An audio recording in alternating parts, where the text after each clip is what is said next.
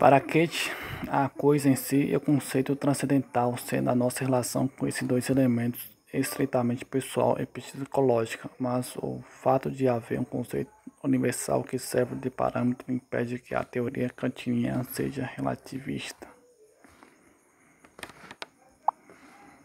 No campo moral, Kate formulou uma teoria chamada metafísica dos costumes, baseada no imperativo categórico,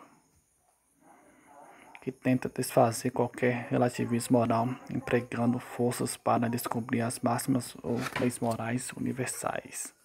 Para Kate, existe um dever universal baseado em leis morais.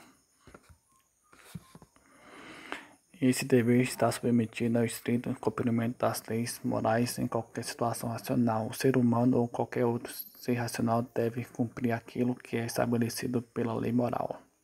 No campo político, Kate escreveu o livro A Paz Perpétua, que ele elabora um tratado de paz e cooperação universal. Imaginário entre os estados, esse tratado de inspiração iluminista e republicana visava a garantir a paz entre as nações, o respeito aos direitos humanos é a vida. A obra kantiana, publicada em 1795, influenciou fortemente a consolidação da Organização das Nações Unidas, mais de 150 anos depois. Kate também escreveu um artigo denominado O que é esclarecimento em relação o que é iluminismo em relação a relação estabelecida entre iluminismo e esclarecimento dá-se na tradução dos termos para alemão. Parênteses. A palavra Aufklärung designa simultaneamente esclarecimento e iluminação. Na obra de Kate, elabora em estilo de resposta à pergunta. O texto defende que o ser humano deve sair da minoridade, que seria o estado de desconhecimento que impede o desenvolvimento autônomo, e chega ao conhecimento, que seria a garantia da autonomia e do esclarecimento. No campo estético, Kate desenvolveu uma complexa teoria ligada à sua teoria do conhecimento, denominada estética transcendental. Essa teoria está presente na Crítica da Razão Pura, livro que trata majoritariamente de epistemologia, e no livro Crítica da Faculdade do Juízo, que fala especificamente dos juízos estéticos.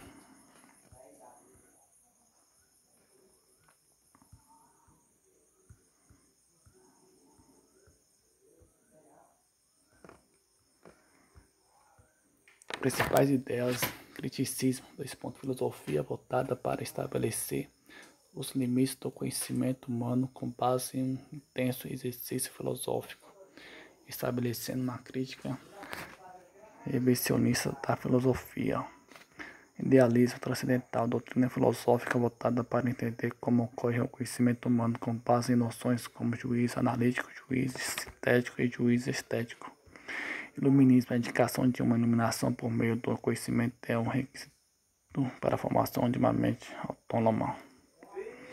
Imperativo categórico é a formação de uma lei moral máxima da ação ética em qualquer situação. O imperativo haitiano pode ser formulado da seguinte maneira: age de tal maneira a tornar a sua ação uma lei universal. Isso significa que a ação deve ser universalmente correta ou estar em qualquer situação em correspondência com o dever. Também a máxima: age de tal modo a utilizar a natureza e as pessoas com fim e nunca como meio. Isso significa que há uma obrigação moral de não usar as pessoas como meio para que se consiga algo. Citações. Não se pode aprender filosofia alguma. Ponto. Só se pode aprender a filosofar, isto é, exercitar o talento da razão, não observância de seus princípios universais. A guerra é má por originar mais homens maus do que aqueles que matam. A felicidade não é um ideal da razão, mas sim da imaginação.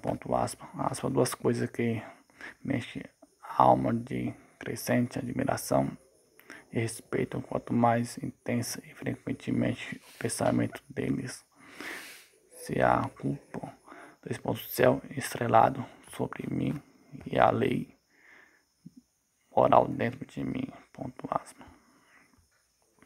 Essa moral, propriamente dito, não é a doutrina que nos ensina como sermos felizes, mas como devemos tornar-nos dignos da felicidade. Ponto aspas. É no problema da educação que assenta a grande segredo do aperfeiçoamento da humanidade. Aspas. Os pensamentos sem conteúdo são vazios, intuições sem conceitos são cegos. Ponto aspas.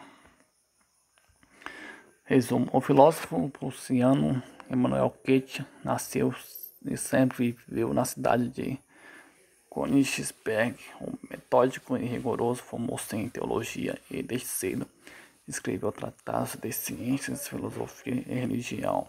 Doutorou-se em filosofia e passou a lecionar na Universidade de Königsberg. Sua produção filosófica mais intensa deu-se a partir de 1770, período em que elaborou a sua filosofia criticista e o seu idealismo transcendental, teoria crítica da razão que sintetiza e perigo e o racionalismo.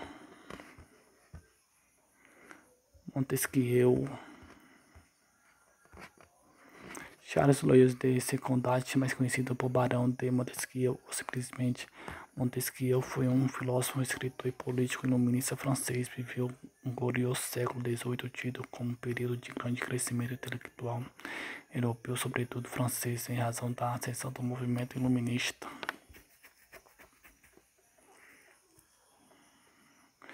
Montesquieu foi um dos principais intelectuais iluministas a sustentar teoricamente a Revolução Francesa, que aconteceria em 1789. 34 anos após a sua morte, a principal contribuição do filósofo para a filosofia política que fundamentou a Revolução e para toda a organização política posterior foi a ideia de tripartição dos poderes do Estado. O que Montesquieu defendia ter razão. Apesar de ser um homem da ciência, Montesquieu não se dedicou aos abstratos estudos racionalistas e empiristas comuns no século XVIII. Seu interesse voltou-se para aquilo que o ser humano faz na coletividade: moral, costumes e política.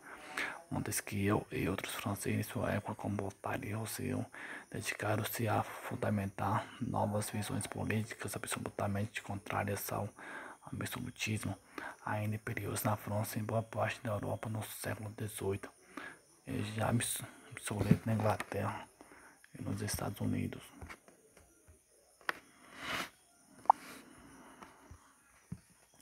Apesar de nobre, Montesquieu era completamente contrário ao absolutismo. Ele era a favor de um Estado politicamente liberal, onde houvesse um corpo de leis que regisse a atuação daqueles que cuidam do Estado e dos cidadãos em geral. Para que não houvesse abuso, o Estado deveria ser repartido em 3 esferas de poder. Ele era completamente contra o poder despótico, aparência o poder absoluto, concentrado nas mãos de um tirano, aparência modelo. Defendeu o respeito à liberdade e à vida, além dos direitos políticos das cidadãos. Havia para Montesquieu 3 formas de governo centrais, sendo 2 legítimas e uma ilegítima.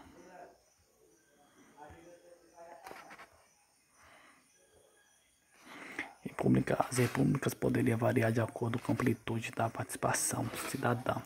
As repúblicas democráticas são aquelas em que a cidadania e a participação política são entendidas a todos. As repúblicas aristocráticas têm uma restrição do conceito de cidadania, que fica atribuída a um pequeno grupo. De qualquer forma, é marca da república a divisão de poderes e a atribuição de um corpo de leis que regulamente a atuação de agentes públicos e de civis. Monarquia legítima são regidas por um monarca, parece um rei, mas o poder desses reis não é irrestrito e absoluto. O monarca está submetido ao poder das leis e existe um corpo legislativo, um parlamento, que cria as leis. Esse corpo, apesar de atuar em conjunto com o monarca, não pode ser ele destituído, corrompido, dissolvido ou atacado, a mesmo que por justa causa.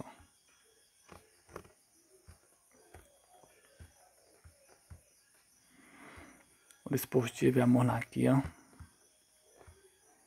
ilegítima. A monarquia absoluta, os poderes do monarca nesse regime são irrestritos. O monarca deposto é, como disse o rei da França, Luís XIV, o Estado, ele quem faz as leis e age como se estivesse acima delas.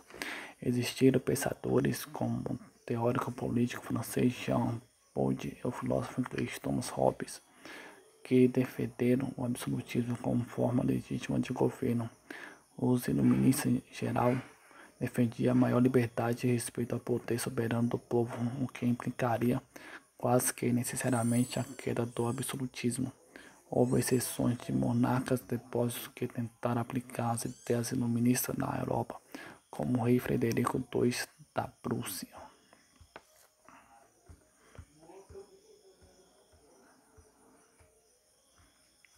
Para Montesquieu, o governo legítimo é bem estruturado, deveria ter um corpo de leis e o poder estatal deveria ser separado em 3 esferas. A defesa da separação dos poderes estava assentada na necessidade de um poder vigiar o outro para verificar se a Constituição é cumprida, para se garantir que não haja abuso de poder. Um poder é complementar o outro e nenhum pode ser sobrepor ao outro. Para fazer uma analogia didática, a tripartição do poder é como um triângulo equilátero, onde não há um lado maior que o outro, e os 3 pontos de ligação entre as arestas do triângulo têm tamanho igual e igual distância entre si. Colchetes 2/2. Os poderes do Estado e suas atribuições são os seguintes: 2 pontos. Legislativo, composto por legisladores, parentes, vereadores, deputados e senadores, parentes. O poder legislativo é aquele que cria as leis, coloca os objetos de lei em discussão e em votação e fiscaliza a atuação dos outros poderes.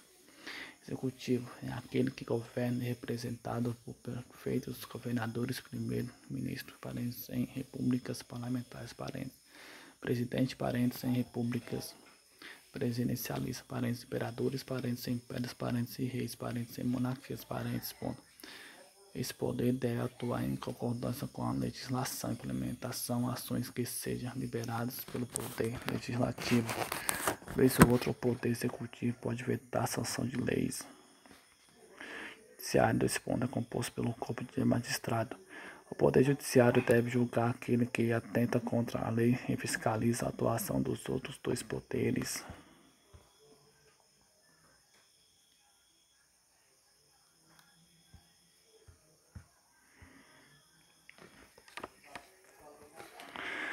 Principais obras de Montesquieu.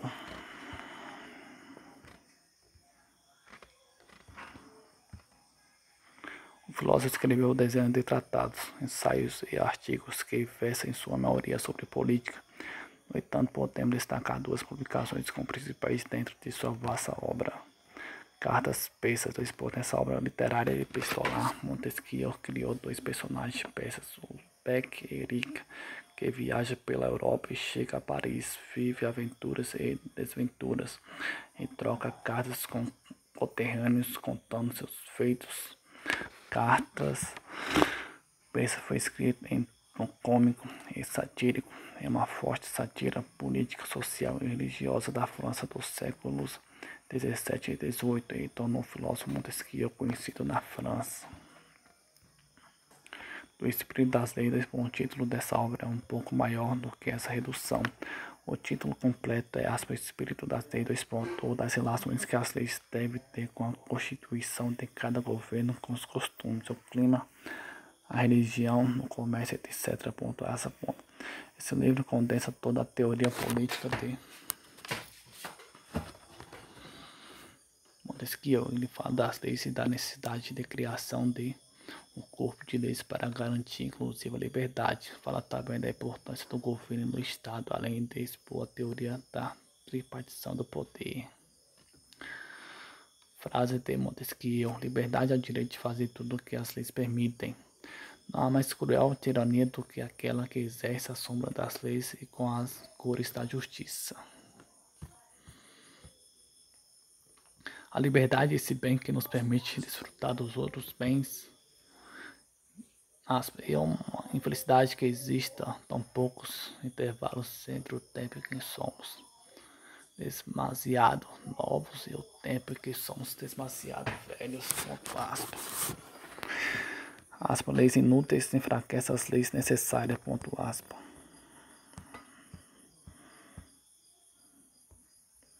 Thomas Hobbes. Thomas Hobbes foi um filósofo e teórico político inglês, sendo um dos formuladores da teoria contratualista.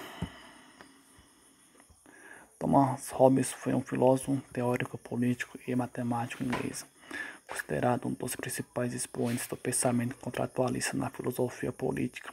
Hobbes foi muito próximo da família real e defendeu até o fim de sua vida a monarquia. O principal livro escrito por Hobbes foi Leviatã.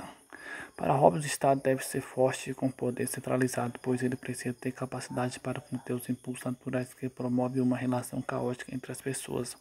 Hobbes trabalhou como preceptor de 2 filhos da família Cavendish. Tradicionais nobres britânicos, o pensador foi influenciado por Francis Bacon, filósofo para o qual Hobbes trabalhou como assistente durante algum tempo. Aristóteles e Maquiavel. Principais ideias. Temos 2 aspectos para apresentar como centrais da obra hobbesiana, sendo do campo da filosofia teorética e outro da filosofia prática. No campo teorético, Hobbes era um empirista, defendendo que não há qualquer tipo de representação mental anterior à experiência. Porém, a grande produção filosófica do pensador está ligada à filosofia prática, ou seja, a filosofia política. No campo político, o inglês defendeu estado de natureza humana como movimento de inaptidão natural para a vida social. A sociedade como uma composição complexa de átomos, que são os indivíduos. Um contrato social como formação da comunidade humana que retira o homem de seu estado de natureza. A necessidade da monarquia para estabelecer a ordem entre as pessoas. Contrato social. Hobbes parte do pressuposto de que houve um momento hipotético em que os seres humanos eram selvagens e viviam em seu estado natural. Para ele, esse momento era caótico, pois o ser humano, para Hobbes, naturalmente inclinado para o mal. Segundo o filósofo, os seres humanos precisam da intervenção de um corpo estatal forte, com leis rígidas aplicadas por uma monarquia forte, para que ele saia de seu estado natural e entre no estado civil. Hobbes afirma que, em seu estado de natureza, o homem é o lobo do homem.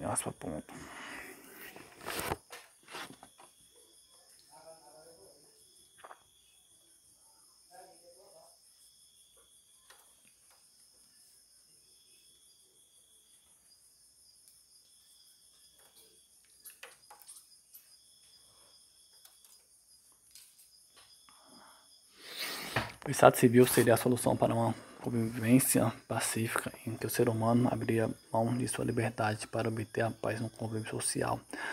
O monarca, argumenta o filósofo, pode fazer o que for preciso para manter a ordem social. A propriedade privada para Hobbes não deveria existir e a monarquia é justificada pela sua necessidade como garantia do convívio seguro.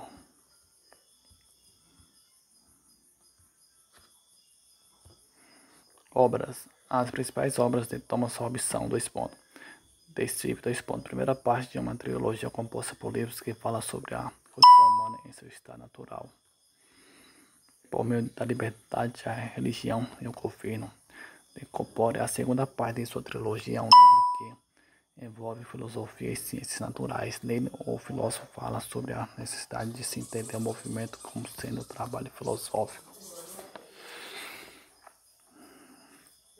Jomini fala sobre as paixões humanas e sua inclinação natural que pode levar à promoção da guerra. Leviatã. A obra mais conhecida de Hobbes é Leviatã, ou Matéria, Forma e Poder. Nela, Hobbes descreve sua teoria política contratualista de maneira mais completa.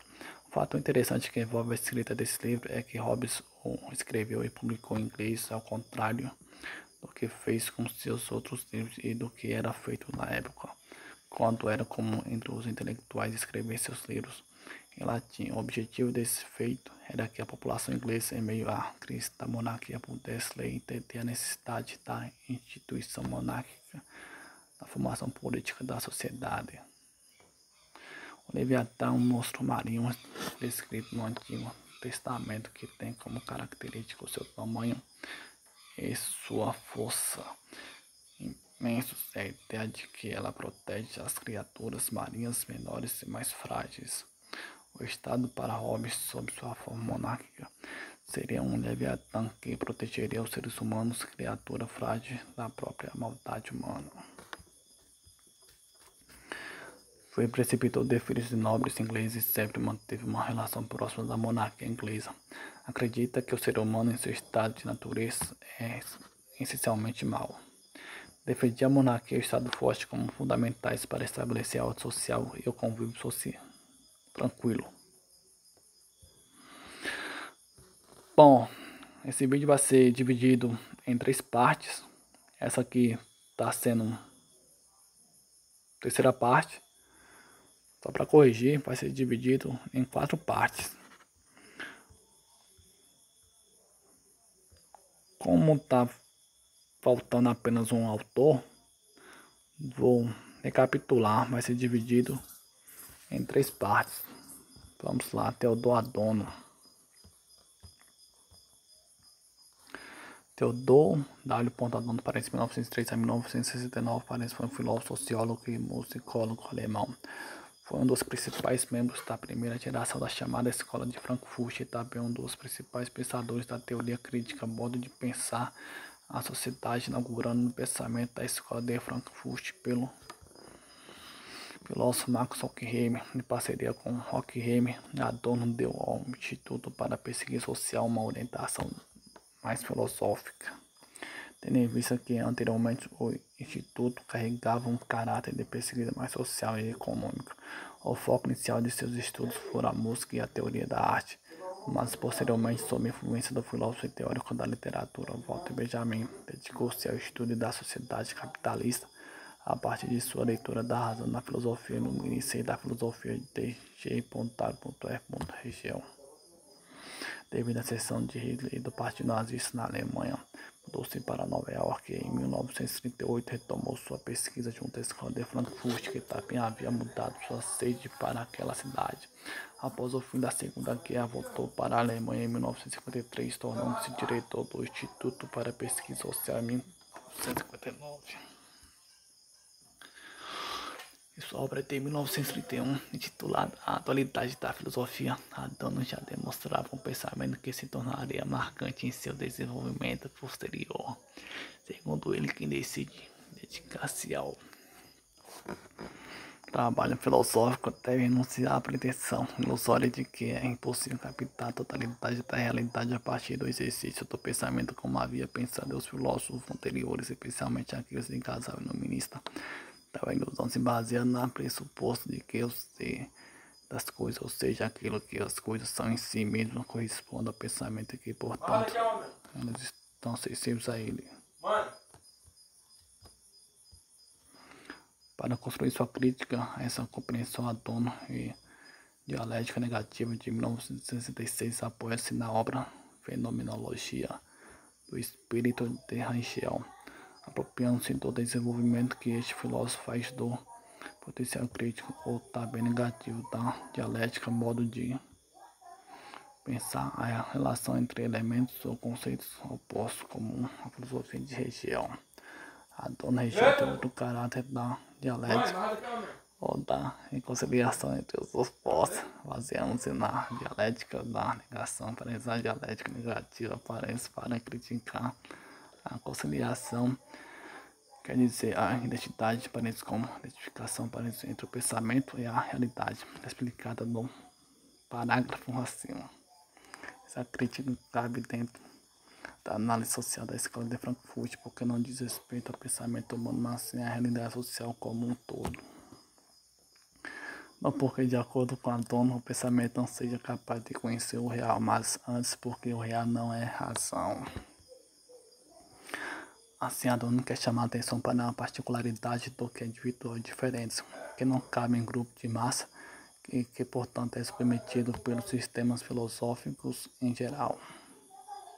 Contudo, apesar das grandiosas relevâncias desse pensamento, Adorno é mais amplamente conhecido por sua crítica à chamada indústria cultural. Na obra que recebe esse mesmo nome, escrita em conjunto com Max Horkheimer, o filósofo estabelece uma crítica a uma indústria que tem como objetivo a manipulação das consciências através dos meios de comunicação. Assim, os filmes no cinema, os programas de televisão, as músicas em tempos mais recentes, os conteúdos da internet são pensados ideologicamente já em sua criação, a fim de incitar as pessoas a um certo tipo de pensamento, bem como a um certo modo de enxergar o mundo. Dessa forma, a indústria cultural funciona também como alienação das margens de sua realidade de trabalho, por exemplo, mantendo-as cumprindo seu papel social através de uma espécie de cartaz que as impede de tomar consciência de sua individualidade.